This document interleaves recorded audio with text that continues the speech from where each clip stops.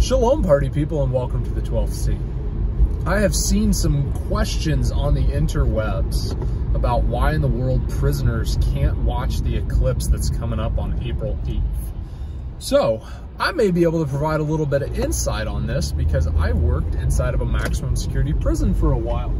I also worked at the, I guess, mid-tier level of decision-making for my state's Department of Corrections. How some of this works. A maximum security prison, and I can't speak for all prisons, I can't speak for every state, I can't speak for county jails, but a maximum security prison, when you're dealing with a big event, that is a logistical nightmare. Let's put aside the fact that prisons are severely understaffed, because that's something we can come back to in a little while. But a lot of prisons are severely understaffed. But if you're gonna let everybody, and I mean everybody, out so they can watch something that's happening that isn't gonna happen again for like another 30, 35 years or whatever, this can really get dicey. And because it gets dicey, why in the world do we want to let a whole bunch of people who, and I'm not talking specific people, but I'm talking in general, a whole bunch of people who have a predisposition to not respecting authority.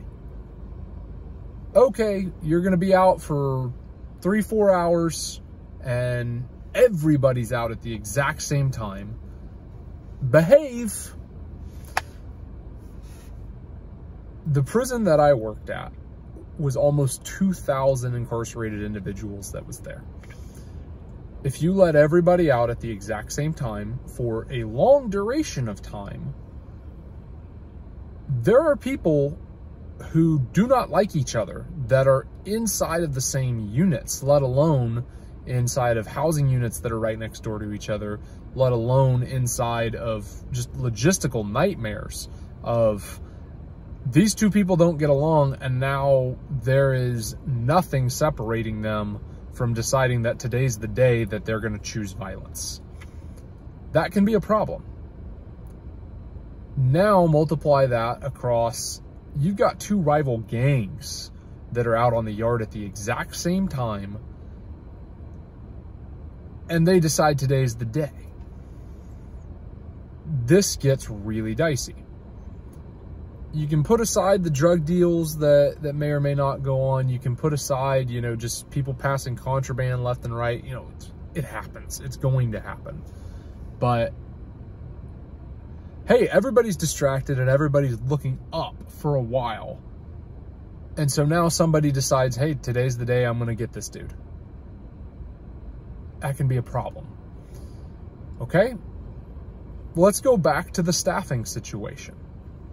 We're dealing with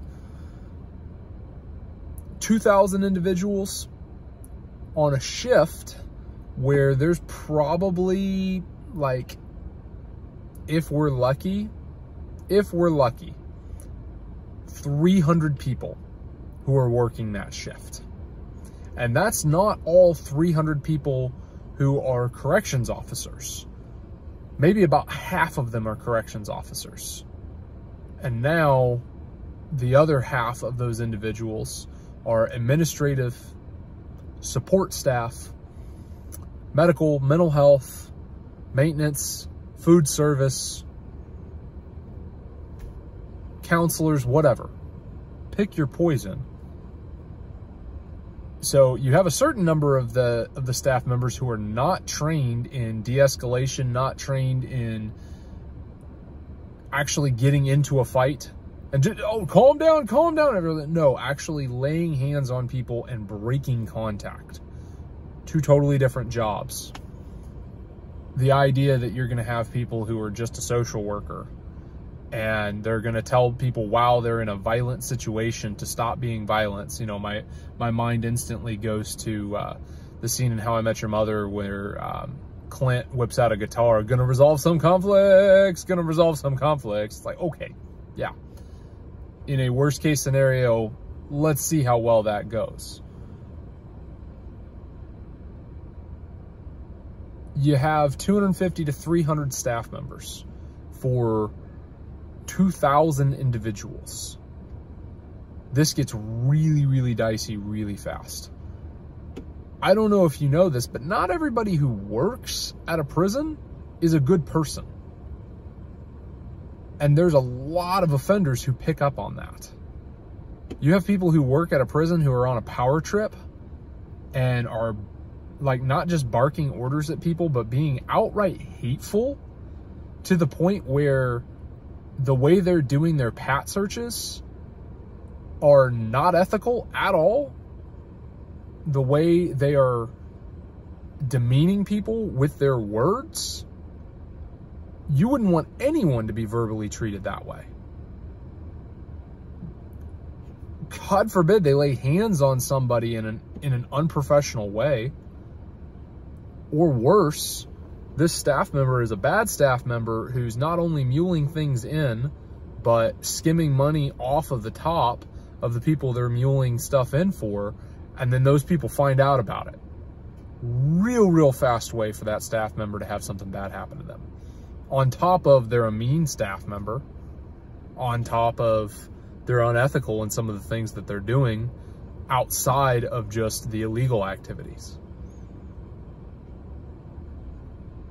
The offenders have no respect for a staff member. That staff member ends up being mean. That staff member ends up cheating some people. Fastest way for a staff member to get hurt is for a staff member to go back on their word. In all honesty, if they're inconsistent the whole way across the board, they make promises and they break promises, it can happen. Because they're just saying one thing and doing another. Now, it's one thing when they say something and then admin makes a decision that they can't, hey, I have no power about it, this decision was taken away from me. It happens. But just the, oh yeah, I'll let you out of your cell at 3 o'clock so you can make your phone call. And then 3 o'clock rolls around, nope, sucks for you, you missed your phone call. Do that enough times, offenders decide, hey, you know what, this staff member's done it enough times, and today's the day. I'm not saying that's right. I'm just saying that that kind of stuff happens. So you bring people out in an Eclipse for that. I have seen people inside of prison assaulted for really trivial stuff. Really trivial stuff. So you get a really bad staff member who's purposely breaking promises, purposely touching people in ways that they shouldn't be touching people on pat searches, where they're going in and they're verbally degrading people with their words. They're not just bossing people around, but they're just outright on a power trip. That staff member is going to get hurt. And I'm not saying right or wrong. I'm just saying that that staff member is going to get hurt. And now, because that staff member is being assaulted, you have other staff members, probably a lot of them are good staff members, who are going in trying to lay hands on somebody to get them off of that staff member who really shouldn't have even been inside the prison in the first place. But prisons are desperate to have individuals work inside of them that they turn a blind eye to the bad staff members sometimes. It happens. I'm not saying it's right. I'm just saying it happens. And so now you have a distraction because everybody's staring up, including the staff members. Oh, hey, look at this. Wow. You have someone who's misbehaving, and then you have someone who decides today's the day that I'm going to solve my problems with violence. Hopefully they hear the radio distress call that's going on so other people can show up. What happens when gang members decide, hey, my buddy's in trouble, so I'm going to help him? And yeah, this staff member who's showing up to save that other staff member, I don't like him. So today's the day. God forbid you have somebody who decides they're going to retaliate against their sworn enemy while they're in prison. It happens all the time. So letting out 2,000 people in one prison so everybody can look up for a couple of hours while an eclipse happens. That's just the bare bones basic right there. You also add in staff members who are ill-equipped to break up these kind of situations. And now they could be making it worse, because instead of breaking up violence, they're adding a casualty to the mix because they jump in trying to help, not knowing what to do, and they get hurt themselves. And now that's somebody else that needs medical attention. Now that's somebody else that needs, you know, removing from the situation. It happens. You multiply that out with 2,000 people being out, what's the likelihood that 5 or 6 fights and 1 or 2 staff assaults break out? Now you are dealing with a huge logistical nightmare. That's the dangerous stuff. I'm not even talking about, hey, you have someone who wasn't viewing the eclipse with appropriate PPE, or God forbid, prison passes out protective equipment and it's bad protective equipment because they bought it on sale and they were trying to save a little bit of money. It happens. And now you have a massive class action lawsuit because, hey, the protective equipment we were supplied was faulty. And because we're wards of the state, we don't get to pick and choose. We just deal with what's handed to us. People go blind staring at the eclipses as they're getting ready to come up. It happens.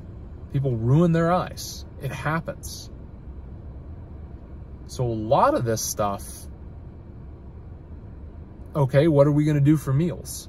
Are we going to brown bag everybody's lunch in advance? That gets tricky, because what happens when you brown bag it and somebody doesn't get what they're supposed to have? And they look at the person beside them who got 2 cookies, 2 sandwiches, and an apple. And hey, I don't have any cookies, I'm missing my apple, and I have 1 sandwich. That ain't fair.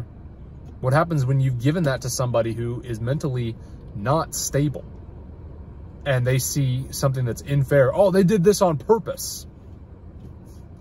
Those kind of things happen all the time because you're doing something outside of the regular schedule, outside of the regular routine. Mistakes happen when those things, breaks in routine, they happen. And now you've just created a situation where you could add to the violence just because of somebody's mistake. And it's not the fault of the person who didn't put all that stuff inside the brown bag, but it is the fault of the person who goes ballistic. It's also the fact that the prison decided, hey, we're going to break the routine and increase the likelihood of these kind of mistakes to happen. They know when those kind of mistakes happen that bad stuff happens. They know that for a fact because they've got track records of, we break the routine too much and now people get hurt. It happens. Add in bad staff members to that mix. Oh, suck it up that you got your lunch messed up. Hey, are you going to take that from him? It happens. It happens. Add in the fact that a whole bunch of the staff members are going to want to see the eclipse too. Well, maybe they want to see it with their family. Well, there's only so many people who can be off that day, because prisons got to have people who work. And I'm not even going to talk about the fact that a lot of prisons right now, not only are understaffed, they're below their minimum critical staffing limits. Most prisons have got to have a certain ratio of staff to offenders, and most prisons right now are operating well below that. And it's happening in every state in America. It's happening in the federal system. It's happening in your county jails. The Department of Justice is well aware of it, and they've just said, keep on keeping on. You got to keep them open. So figure it out. If you're operating below, we're not going to slap your wrist for this. It happens. You add on to that no call, no shows because you have people who want to see the eclipse. So your staffing situation that went from 250 to 300 people, if you're lucky, now you're dealing with 200, probably less. It gets really crazy, really fast. I'm not saying that there's not a way that they could arrange for something, that they could plan for this super far in advance and have everything work out. The problem with that is that most of the time, prisons do not have the logistical capability of doing that, let alone the number of events that come up to where they can have a hard set policy for how to handle, we're going to let everybody out and let everybody see this. Because realistically speaking, can you let everybody out for that? The answer is usually no. Because we're mixing in protective custody with administrative segregation, with general population, with, you know, your worst case mental health situations who are right on that line of, do they go to the mental health hospital or do they go to prison? With your geriatric patients who are, nobody thinks about this, but 97 years old in prison, life without parole, dude's never getting out. He's going to die of old age in prison. It happens all the time. Those dudes right next with 18-year-olds who just got locked up and are still hotheads about the crime that they did or didn't commit. You know, it happens.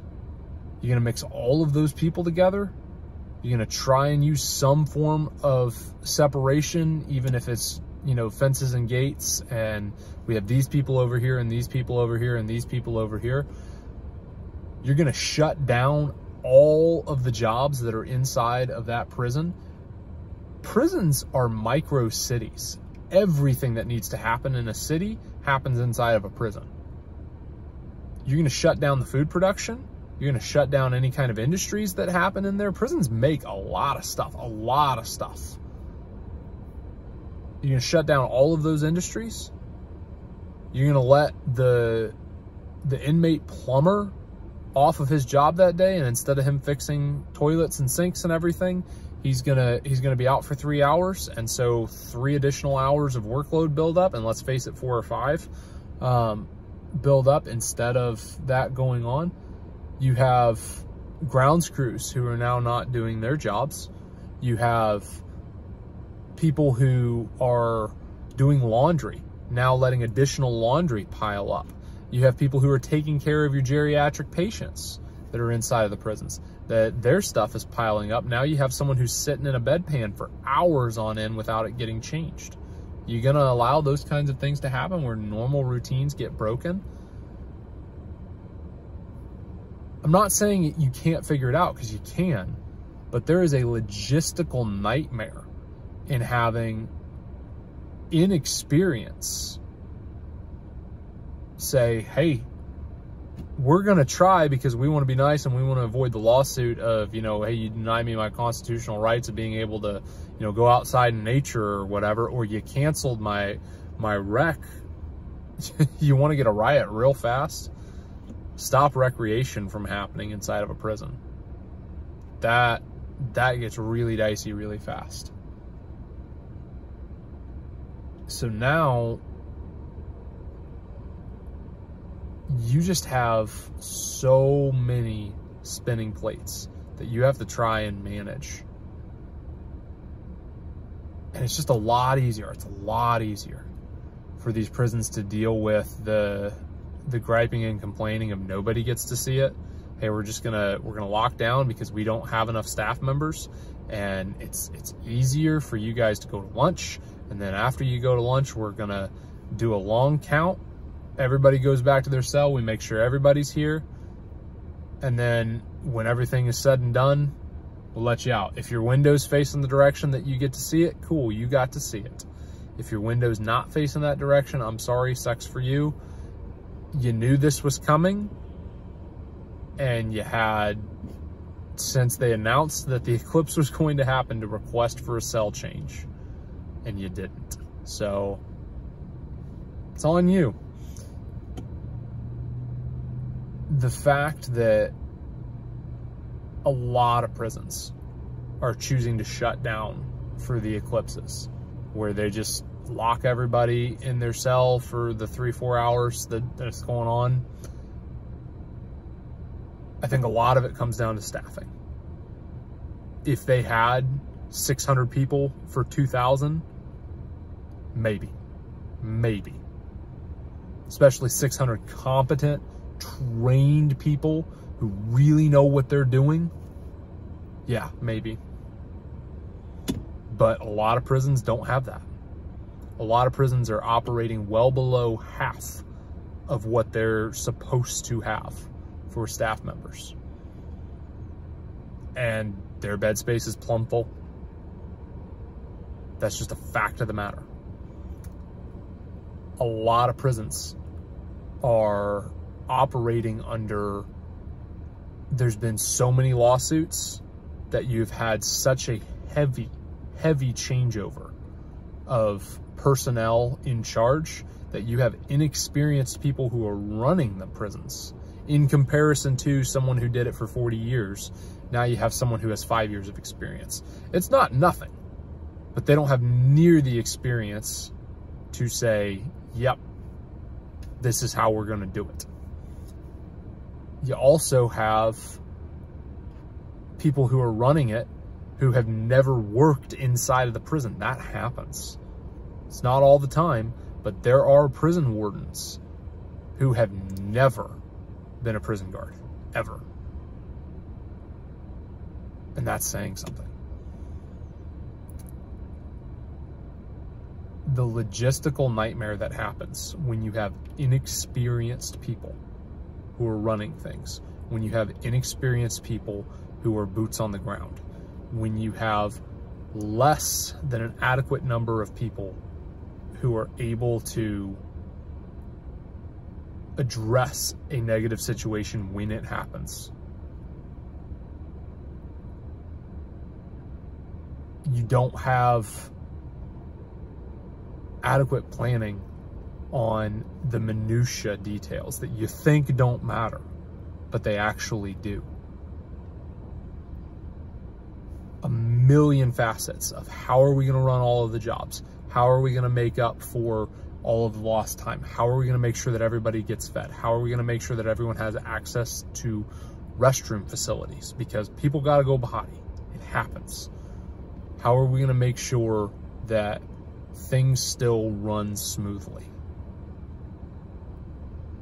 How are we going to make sure that everybody has the opportunity to see this? Because we leave somebody out, now we're creating a big problem. How are we going to curb the violence that is going to happen?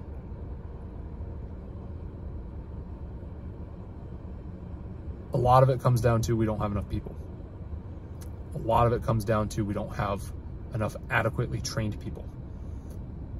A lot of it comes down to we don't have enough people who are of the right substance to be respected individuals that can get stuff done and get it done right. It happens.